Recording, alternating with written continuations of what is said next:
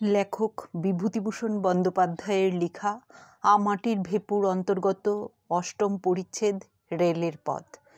পরিচ্ছেদটির সহজ ব্যাখ্যা করছি। লেখক পরিচিতি প্রথম পরিচ্ছেদে দেওয়া হয়েছে।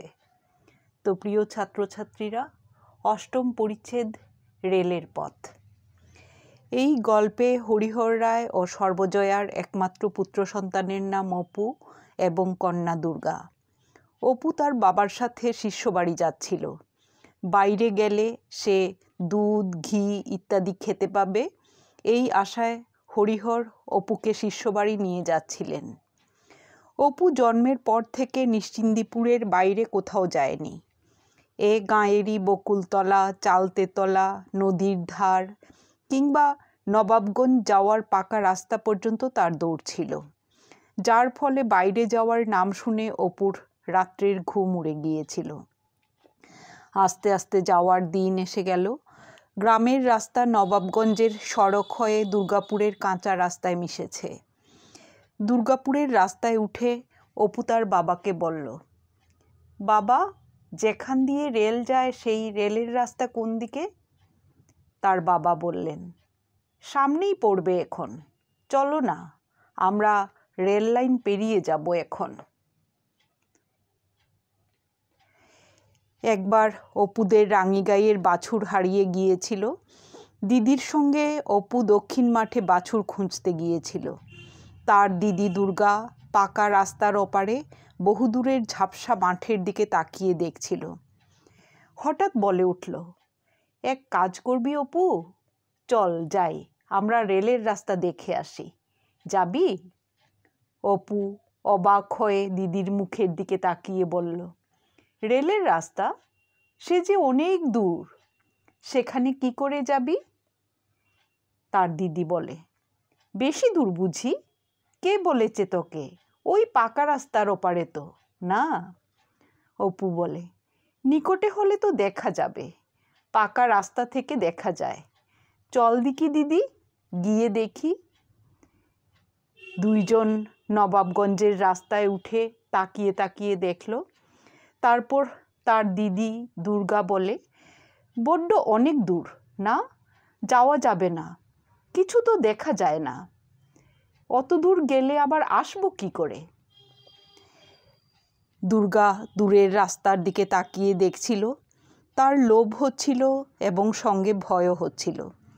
হঠাৎ সে বলে উঠল, চল যাই, দেখে আসি অপু, কত দূর আর হবে, দুপুরের আগে ফিরে আসবো এখন, হয়তো রেলের গাড়ি যাবে এখন, মাকে বলবো বাছুর খুঁজতে দেরি হয়ে গেল। প্রথমে দুই ভাই বোন এদিক ওদিক দেখছিল, পরে পাকা রাস্তা থেকে নেমে দুপুরের রোদে মাঠ, বিল, জলা ইত্যাদি পার হয়ে সোজা দক্ষিণ দিকে দৌড় লাগালো।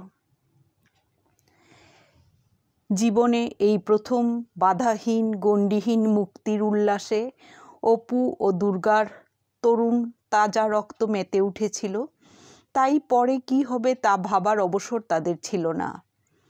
অপুদের রাঙিগাইয়ের বাছুর হারিয়ে গিয়েছিল। দিদি দুর্গার সঙ্গে সে দক্ষিণ মাঠে বাছুর খুঁজতে গিয়েছিল। দুর্গা রেলের রাস্তা দেখে আসার প্রস্তাব দেয়। দূরে বলে অপু প্রথমে ইতস্তত করে, কিন্তু দুর্গা মরিয়া হয়ে ছুটতে শুরু করে। অপুও পিছনে ছোটে। নবাবগঞ্জের লাল রাস্তা পিছনে ফেলে রোয়ার মাঠ, জলসত্রতলা, ঠাকুরজি পুকুর পেরিয়ে তারা ছুটতে থাকে। কিছুটা যাওয়ার পরই অপু ও দুর্গা একটা জলার সামনে চলে আসে। হোগলা আর শোলা গাছে ভরা সেই জলার সামনে এসে দুর্গা পথ হারিয়ে ফেলে। সামনে কেবল ধান ক্ষেত, জলা আর বেতের ঝোপ। ঘন বেতবনের ভিতর দিয়ে যাওয়া যায় না, পাঁকে পা পুঁতে যায়। রোদে তাদের গা থেকে ঘাম ঝরতে থাকে। দুর্গার পরনের কাপড় ছিঁড়ে যায়, অপুর পায়ে 2-3 বার কাঁটা ফুটে যায়। শেষে তারা যখন বাড়ি ফিরল, তখন দুপুর গড়িয়ে বিকেল নেমেছে। বাড়িতে এসে দুর্গা প্রচুর মিথ্যে কথা বলে অপুর ও তার নিজের পিঠ বাঁচায়। সেই রেলের রাস্তা আজ এত সহজেই এসে যাবে অপু ভাবতে পারেনি। তার বাবা বললেন, ওই দেখো খোকা, রেলের রাস্তা।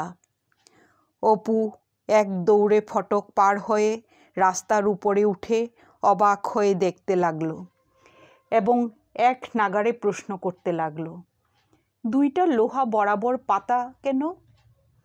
উহার উপর দিয়া রেলগাড়ি যায় কেন? মাটির উপর দিয়া না গিয়া লোহার ওপর দিয়া যায় কেন? পিছলাইয়া পড়িয়া যায় না কেন? ওগুলোকে তার বলে? তাহার মধ্যে শোঁ শোঁ কিসের শব্দ? তারে খবর যাইতেছে? কাহারা খবর দিতেছে? কি করিয়া খবর দেয়? ওদিকে কি স্টেশন? এদিকে কি স্টেশন? এইভাবে এক নাগাড়ে সে প্রশ্ন করতে লাগলো। শেষে অপু বলল, বাবা, রেলগাড়ি কখন আসবে? আমি রেলগাড়ি দেখব বাবা। তার বাবা বলেন, রেলগাড়ি এখন কি করে দেখবে? সেই দুপুরের সময় রেলগাড়ি আসবে, এখনো 4-5 ঘন্টা দেরি।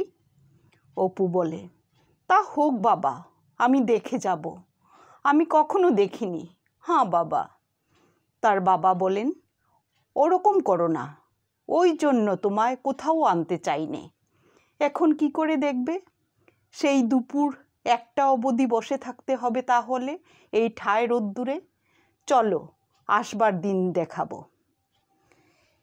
শেষ পর্যন্ত অপুকে জল ভরা চোখে বাবার পিছনে পিছনে এগিয়ে যেতে হলো।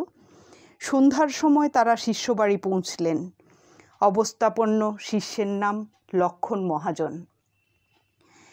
লক্ষণ মহাজনের বাড়িতে সকালবেলায় অপু পুকুর পাড়ের কলাবাগানের ভিতর কঞ্চি হাতে একবার এদিক একবার ওদিক পায়চারি করছিল, পাগলের মতো আপন মনে বকছিল। অচেনা ছোট ছেলেটিকে দেখে কৌতূহলী হয়ে লক্ষণ মহাজনের ছোট ভাইয়ের স্ত্রী বলেন, তুমি কাদের বাড়ি এসেছো খোকা? অপু আসলে খুব লাজুক, তার মায়ের কাছেই যা বীরত্ব। তাই বধূটির কথা শুনে প্রথমে তার মনে হয়েছিল দৌড়ে পালিয়ে যাবার। পরে সংকুচিত সুরে বলে, ওই ওদের বাড়ি। বধূটি বলে, বড়ঠাকুরদের বাড়ি? বড়ঠাকুরের গুরুমশাইয়ের ছেলে? ও। বধূটি অপুকে সঙ্গে নিয়ে নিজের বাড়িতে যায়। অপুর লাজুকতাও কমে যায়। সে ঘরে ঢুকে জিনিসপত্র অবাক দৃষ্টিতে দেখতে থাকে। ঘরের এত জিনিসপত্র দেখে অপুর মনে হলো, তার নিজেদের বাড়িতে এত ধরনের জিনিস তো নেই। বুঝতে পারল এরা বড়লোক। কড়ির আলনা, রং বেরঙের ঝুলন্ত শিকা, পশমের পাখি, কাঁচের পুতুল, মাটির পুতুল, শোলার গাছ, আরও কত কি। সে ভয়ে ভয়ে হাত দিয়ে নাড়িয়ে চাড়িয়ে দেখতে লাগলো। অপুর নিষ্পাপ সুন্দর চেহারার দিকে তাকিয়ে বধূটিরও খুব মায়া হতে লাগলো। অপু বসে নানা ধরনের গল্প করতে লাগলো। লক্ষণ মহাজনের ছোট ভাইয়ের স্ত্রী অপুকে মোহনভোগ খেতে দিয়েছিলেন। তাতে এত ঘি দেওয়া ছিল যে আঙ্গুলে মাখামাখি হয়ে যায়। তাছাড়া তাতে কিশমিশ দেওয়া হয়েছিল, তাই তার স্বাদও হয়েছিল অপূর্ব। এর আগে অপু মায়ের তৈরি মোহনভোগ খেয়েছে। সর্বজয়া শুধু সুজি জলে সেদ্ধ করে একটু গুড় মিশিয়ে কাঁসার সরপুরিয়া থালায় আদর করে ছেলেকে খেতে দেন। অপু এতদিন তাই খেত।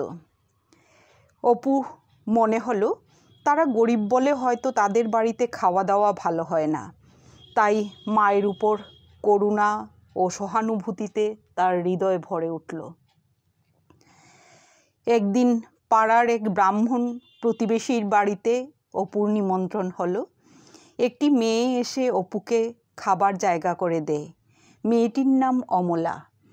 অমলার গায়ের রং ফর্সা, তার ছিল বড় বড় চোখ, আকর্ষণীয় মুখ, বয়স ছিল দুর্গারই মতো। বিকেলবেলা খেলতে খেলতে অপুর পা যখন বেড়ার দুটি বাঁশের ফাঁকে পড়ে রক্তারক্তি হয়, তখন অমলা সেই পা বার করে আনে। অমলা তাকে কোলে করে গোলার পাশ থেকে পাথরকুচির পাতা তুলে বেটে আঙ্গুলে বেঁধে দেয়। বকুনি খাবার ভয়ে একথা অপু কাউকে বলেনি। অমলা অপুকে তাদের বাড়িতে ডেকে নিয়ে গিয়েছিল। অমলাদের বাড়িতে অপু দেখেছিল রবারের বাঁদর, খঞ্জনি বাজানো পুতুল, টিনের ঘোড়া। রবারের বাঁদরটি যেদিকেই কেউ যাক না কেন সেদিকে তাকিয়ে থাকে। পুতুলটির পেট টিপলেই সেটি হাত পা ছুঁড়ে মৃগী রোগীর মতো খঞ্জনি বাজাতে থাকে। দম দিয়ে ছেড়ে দিলেই টিনের ঘোড়াটি খড়খড় খড়ে করে মেজের ওপর চলতে থাকে। এগুলো ছাড়াও অনেক অনেক ধরনের খেলনা সে অমলাদের বাড়ি দেখেছিল। অমলাদের বাড়ি থেকে ফিরতে ফিরতে অপুর মনে হলো দিদি দুর্গার এসব খেলনা নেই। দিদি শুধু শুকনো নাটা ফল আর রড়ার বিচি কুড়িয়ে খেলে, পরের পুতুল চুরি করে মার খায়। অপু মনে মনে ভাবে পয়সা হলে দিদিকে একটা কলের ঘোড়া আর একটা রবারের বাঁদর কিনে দেবে। লক্ষণ মহাজনের ছোট ভাইয়ের স্ত্রীর বাড়িতে অপু দেখেছিল একগুচ্ছ তাস।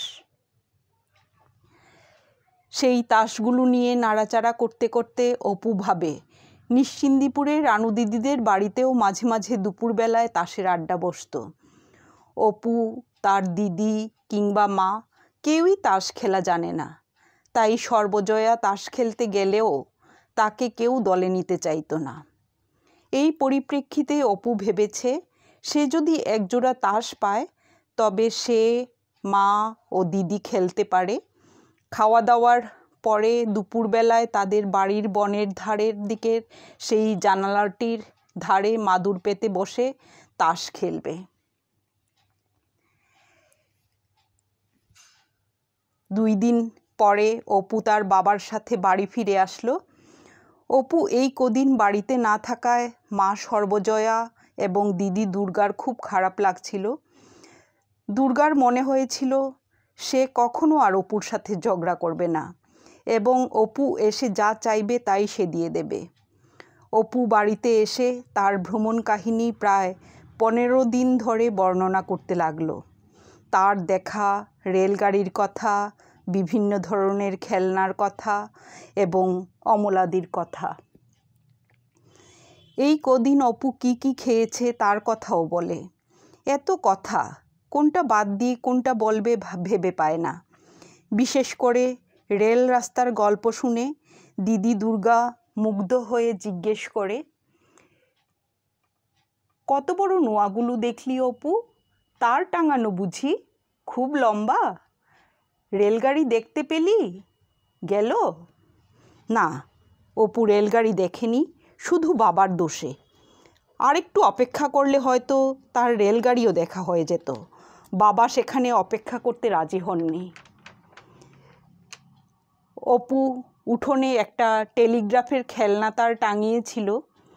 সর্বজয়া অন্যমনস্কভাবে তাড়াতাড়ি সদর দরজা দিয়ে ঘরে ঢুকছিলেন। উঠোনে পা দিতেই একটা সরু দড়ির মতো কিছু একটা তার বুকে আটকায়। কিছু একটা পটাং করে ছিঁড়ে যায়। দুদিক থেকে দুটো কিছু ঢিলে হয়ে পড়ে যায়। অপু বাড়ি ফিরে এসে যেই দেখলো তার টেলিগ্রাফের তার ছিঁড়া, তার মন খারাপ হয়ে যায়। বুঝতে পারে এটা তার মায়ের কাজ ছাড়া আর কারুর কাজ নয়। তখন সে তার মাকে বলে, এ কি বারে, আমার টেলিগ্রাফের তার ছিঁড়লে কে? পরে রিনরিনে তীব্র মিষ্টি সুরে বলে, আচ্ছা মা, আমি কষ্ট করে ছোটাগুলো বনবাগান ঘেটে নিয়ে আসিনি? সর্বজয়া অবাক হয়ে বলেন, কি নিয়ে এসেছিস? কি হয়েছে? অপু বলে, আমার বুঝি কষ্ট হয় না? কাঁটায় আমার হাত পা ছড়ে যায়নি বুঝি? সর্বজয়া বলেন, কি বলে পাগলের মতো? হয়েছে কি? অপু বলে, কি হয়েছে? আমি এত কষ্ট করে টেলিগ্রাফের তার টাঙালাম আর ছিঁড়ে দেওয়া হয়েছে না?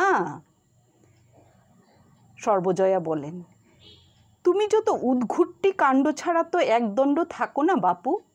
পথের মাঝখানে কি টাঙানো রয়েছে কি জানি, টেলিগ্রাফ কি কি গিরাপ, আসছি তাড়াতাড়ি, ছিঁড়ে গেল, তা এখন কি করব বলো। এই কথা বলে তিনি নিজের কাজে মন দিলেন।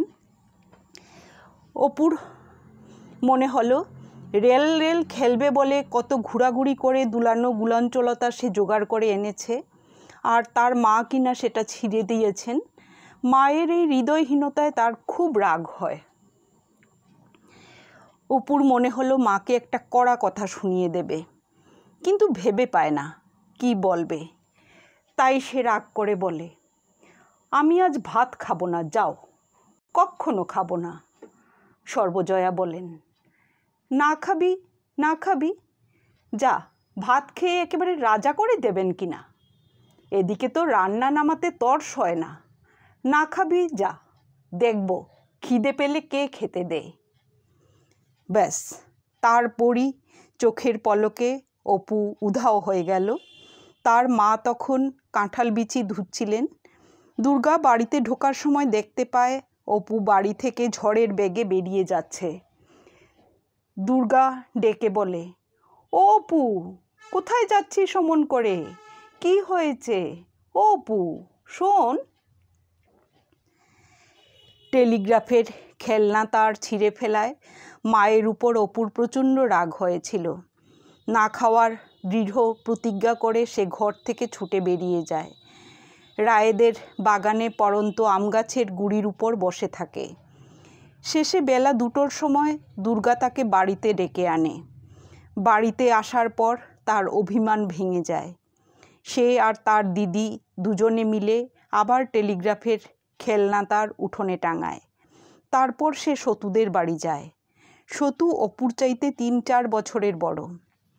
সে সতুকে বলে, সতুদা, আমি টেলিগ্রাফের তার টাঙিয়ে রেখেছি আমাদের বাড়ির উঠানে, চলো রেল রেল খেলা করি, আসবে?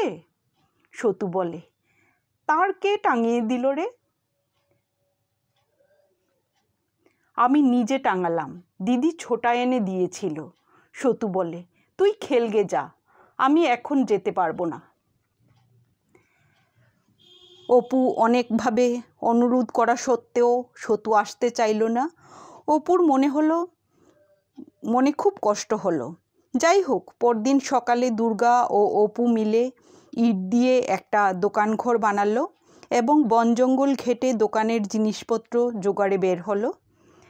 দুজনে মিলে নুনাপাতার পান, মেটে আলু, ফলের আলু, রাধালতা ফুলের মাছ, তেলাকুচির পটল, চিচ্চিরের বরবটি, মাটির ঢেলার সৈন্দব লবণ, আরও অনেক কিছু সংগ্রহ করলো। অপু বলল, চিনি কিসের করবি রে দিদি? দুর্গা বলল, বাঁশতলার পথে সেই ঢিবিটায় ভালো বালি আছে, মা চাল ভাজবার জন্যে আনে, সেই বালি চল আনিগে, সাদা চকচক করছে, ঠিক একেবারে চিনি। বাঁশবনে চিনি খুঁজতে খুঁজতে অপু ও দুর্গা বনের মধ্যে ঢুকলো। হঠাৎ তাদের চোখে পড়ল লাল রঙের ফল গাছের উপরে দুলছে। অবাক হয়ে তারা অনেক কষ্ট করে 3টে ফলসহ গাছের লতার একটি অংশ ছিঁড়ে নামালো। ফল 3টি নিয়ে তারা তাদের দোকানে এমনভাবে ঝুলিয়ে রাখলো যাতে দোকানে এসে প্রথমেই ফলগুলির উপর নজর যায়। দুজনের খেলা চলছিল। এমন সময়ে দরজা দিয়ে সতুকে ঢুকতে দেখে অপু আনন্দে দৌড়ে গিয়ে বলে, ও সতুদা, দেখো না কি রকম দোকান হয়েছে, কেমন ফল দেখো, আমি আর দিদি পেরে আনলাম। কি ফল বলো দিকি, জানো? সতু বলে, ও তো মাকাল ফল, আমাদের বাগানে কত ছিল। অপু ও দুর্গা নকল দোকান সাজিয়ে খেলছিল। 3টে মাকাল ফলও তারা খেলার উদ্দেশ্যে সংগ্রহ করেছিল। সতু অপুদের বাড়িতে বড় একটা আসে না, তাছাড়া সে বড় ছেলেদের দলের চাই। তাই এরকম একজন গুরুত্বপূর্ণ সদস্যের অপ্রত্যাশিত আগমন ঘটায় খেলার ছেলে মানুষই ঘুচে গিয়েছিল। অনেকক্ষণ খেলা চলবার পর দুর্গা বলল, ভাই, আমাকে 2 মণ চাল দাও, খুব সরু, কাল আমার পুতুলের বিয়ের পাকা দেখা, অনেক লোক খাবে। সতু বলে, আমাদের বুঝি নেমন্তন্ন না? দুর্গা মাথা নেড়ে বলে, না বই কি, তোমরা তো হলে কনে যাত্রী, কাল সকালে এসে নকুতো করে নিয়ে যাব। সতুদা, রানুকে বলবে আজ রাত্রিরে যেন একটু চন্দন বেটে রাখে, কাল সকালে নিয়ে আসব। দুর্গার কথা ঠিকভাবে শেষ হয়নি, এমন সময় সতু হঠাৎ করে খেলনা দোকানে সাজানো 3টি মাকাল ফল তুলে নিয়ে পালিয়ে যাচ্ছিল। অপু ও দুর্গা অনেক কষ্ট করে, অনেক সাধ করে গাছের আগডালে একটা বড় লতার ঘন সবুজ আড়াল থেকে মাকাল ফল 3টি সংগ্রহ করেছিল। সেগুলো এভাবে চুরি করে নিয়ে সতু পালিয়ে যাওয়ায় দুর্লভ জিনিস ফেরত পাওয়ার তাগিদে অপু সতুর পিছনে ছুটছিল। শেষ পর্যন্ত অপুর ফল উদ্ধারের চেষ্টা ব্যর্থ হয়েছিল। অপু যখন সতুকে প্রায় ধরে ফেলেছে, ঠিক সেই সময় সতু অপুর চোখে ধুলো ছুঁড়ে মেরেছিল। এতে অপু আহত হয়। সে চোখ বুজে সামনের দিকে নিচু হয়ে ঝুঁকে 2 হাতে চোখ রগড়াতে শুরু করে। এই ফাঁকে সতু পালিয়ে যায়। দুর্গা দৌড়ে অপুর কাছে এসে বললে, কি হয়েছে রে অপু? অপু ভালো করে না তাকিয়ে যন্ত্রণার সুরে হাত দিয়ে চোখ রগড়াতে রগড়াতে বলে, সতুদা চোখে ধুলো ছুঁড়ে মেরেছে দিদি, চোখে কিছু দেখতে পাচ্ছি নে রে। দুর্গা তাড়াতাড়ি অপুর হাত নামিয়ে বলে, সর সর দেখি, ওরকম করে চোখ রগড়াস নে, একটু তাকা দেখি। অপু তখন 2 হাত আবার চোখে উঠিয়ে আকুল সুরে বলে, উহু ও দিদি, চোখের মধ্যে কেমন হচ্ছে, আমার চোখ কানা হয়ে গিয়েছে দিদি। দুর্গা বলে, দেখি দেখি, ওরকম করে চোখে হাত দিস নে, সর। পরে সে কাপড়ে ফু দিয়ে চোখে ভাপ দিতে লাগলো। কিছু পরে অপু একটু একটু চোখ মেলে তাকাতে দুর্গা বলে, একটু একটু তাকাতে দুর্গা কিছুক্ষণ অপুর চোখে ফু দিতে থাকে এবং বলে, এখন বেশ দেখতে পাচ্ছিস? আচ্ছা তুই বাড়ি যা, আমি ওদের বাড়ি গিয়ে ওর মাকে আর ঠাকমাকে সব বলে দিয়ে আসছি, রানুকেও বলবো। আচ্ছা দুষ্টু ছেলে তো, তুই যা, আমি আসছি এক্ষুনি। সতুদের বাড়িতে সেজ ঠাকরুন থাকেন। দুর্গা তাকে ভয় পায়। তিনি একদিন বাড়ি এসে দুর্গাকে শাসিয়ে গিয়েছিলেন পুতির মালা চুরির অপরাধে। দুর্গা মায়ের কাছে প্রচণ্ড মারও খেয়েছিল।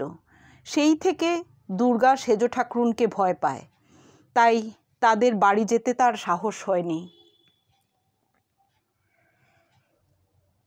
দুর্গা অপু কাঁদছিল, অপুর কান্নাও দুর্গার সহ্য হয় না। দুর্গা অপুর হাত ধরে সান্ত্বনার সুরে বলে, কাঁদিস নে অপু, আয়, তোকে আমার সেই কড়িগুলো সব দিচ্ছি, আয়। চোখে কি আর ব্যথা বাড়ছে? দেখি কাপড়খানা বুঝি ছিঁড়ে ফেলেছিস? খাওয়া দাওয়ার পর দুপুরবেলা অপু ঘরেই থাকে। কোঠাবাড়ির পুরনো ঘরে থাকে বহু পুরনো জিনিসপত্র, কাঠের সেকেলে সিন্দুক, বেতের পেটরা, কড়ির আলনা, জলচৌকি প্রভৃতি।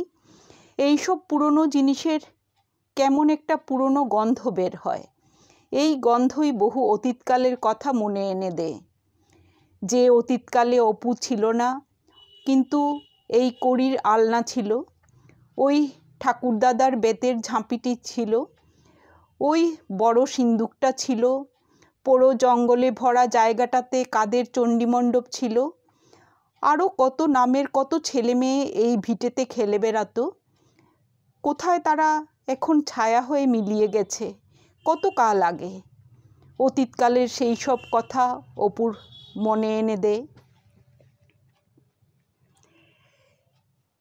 মা ঘাটে গেলে অপু যখন অনেক দিনের শীর্ণ কোঠাবাড়ির পুরনো ঘরটিতে গিয়ে দাঁড়ায়, তখন অপুর লোভ হয়। পুরনো ঘরের ঠাকুরদাদা রামচাঁদ তর্কালঙ্কারের বেতের ঝাঁপির ভিতরে যে জিনিসগুলো, অর্থাৎ যে তালপাতার পুঁথির স্তূপ ও খাতাপত্র আছে সেগুলো দেখার। এক দিন বনের ধারে জানালায় বসে সে ছেঁড়া কাশিদাসের মহাভারতখানা নিয়ে পড়ে। পড়াশোনায় তার বুদ্ধি খুব তীক্ষ্ণ। অপু তার বাবার সাথে গাঙ্গুলি বাড়ির চণ্ডীমণ্ডপে গিয়ে রামায়ণ বা পাঁচালী পড়ে। অপুর সুললিত কণ্ঠে ঝরঝরে রামায়ণ কিংবা পাঁচালী পাঠ শুনে বৃদ্ধরা খুব তারিফ করেন। এতে পুত্র গর্বে হরিহরের বুক ভরে যায়। অপুদের বাড়ির ধারে বন জঙ্গলের একদিকে সেই কুঠির মাঠ, অপরদিকে নদীর ধারের রাস্তা। অপু বনে দিদির সাথে কত দিন ঘুরেছে, কিন্তু এই জঙ্গলের শেষ কোথায় তা সে কোনোদিন দেখেনি। চারিদিকে গাছ, লতাপাতা, ঝোপঝাপ ও পরগাছা। অপু শুনেছে একসময় গ্রামের মজুমদার বংশের প্রতিষ্ঠিত দেবতা ছিলেন বিশালাক্ষী দেবী। কোনো কারণে সেখানে নরবলি দেওয়া হয়েছিল বলে দেবী ক্ষুব্ধ হয়ে সেই মন্দির পরিত্যাগ করেন এবং স্বপ্নে জানিয়ে দেন তিনি আর কোনো দিন ফিরবেন না। যদিও সেটা অনেক দিন আগেরকার কথা। এখন সেই মন্দির ভেঙে গেছে এবং সামনের পুকুর ডোবায় পরিণত হয়ে গেছে। একদিন গ্রামের স্বরূপ চক্রবর্তী অন্য কোনো গ্রাম থেকে নিমন্ত্রণ খেয়ে ফিরছিলেন। সন্ধ্যার সময় নদীর ঘাটে নেমে ফিরে আসার পথে অল্পবয়সী সুন্দরী মেয়েকে দেখতে পান। তিনি অবাক হয়ে কিছু বলার আগেই মেয়েটি মিষ্টি সুরে জানায়, আমি এ গ্রামের বিশালাক্ষী দেবী। বিশালাক্ষী দেবী স্বরূপ চক্রবর্তীকে দেখা দেন। তিনি তাঁকে জানান গ্রামে অল্পদিন পরেই ওলা ওঠার মড়ক শুরু হবে, তাই চতুর্দশীর রাতে পঞ্চানন্দতলায় 108টা কুমড়ো বলি দিয়ে কালী পুজোর নির্দেশ দেন। জানালার ধারে দাঁড়ালেই অপুর বিশালাক্ষী দেবীর কথা মনে পড়ে।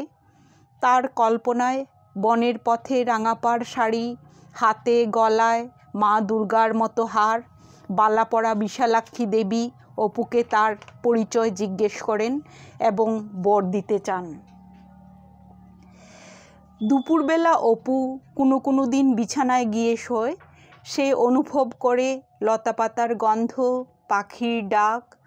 কখন চোখে ঘুম এসে যায় সে বুঝতে পারে না। ঘুম ভাঙলে সে দেখতে পায় বাঁশঝাড়ের উঁচু ডালে রাঙা রোদ। বিকেলের গোধূলি আলোয় জঙ্গলের দিকে তাকিয়ে অপুর মনে হয় এরকম লতাপাতার মধুর গন্ধভরা দিনগুলি এর আগে কবে একবার যেন এসেছিল। সেসব দিনের অনুভূত আনন্দের অস্পষ্ট স্মৃতি এসে এই দিনগুলোকে ভবিষ্যতের কোনো অনির্দিষ্ট আনন্দের আশায় ভরিয়ে তোলে। প্রিয় ছাত্রছাত্রীরা, তোমরা অষ্টম পরিচ্ছেদের সহজ ব্যাখ্যা শুনলে। আশা করি বুঝতে পেরেছ। ধন্যবাদ।